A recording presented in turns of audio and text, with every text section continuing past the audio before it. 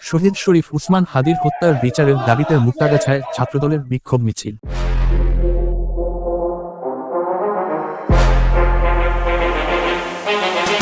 শহীদ শরীফ উসমান হাদির হত্যাকাণ্ডের দৃষ্টান্তমূলক বিচারের দাবিতে আজ শুক্রবার ময়মনসিংহের মুক্তাগাছায় বিক্ষোভ মিছিল করেছে বিএনপি ছাত্র সংগঠন ছাত্রদল।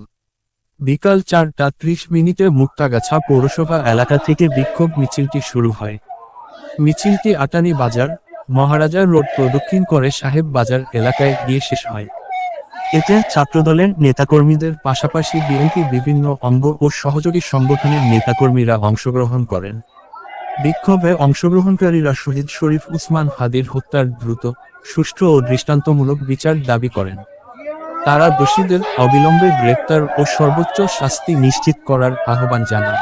মিছিল চলাকালে হত্যাকাণ্ডের প্রতিবাদে বিভিন্ন স্লোগান দেওয়া হয়। নেতারা বলেন, শহীদ শরীফ উসমান হাদির হত্যাকাণ্ড একটি নৃশংস ও পরিকল্পিত অপরাধ।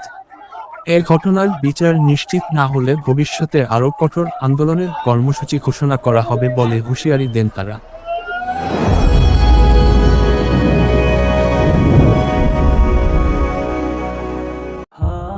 সবার আগে সকল নিউজ পেতে পেজটি লাইক করুন, শেয়ার করুন এবং কমেন্ট করতে ভুলবেন না।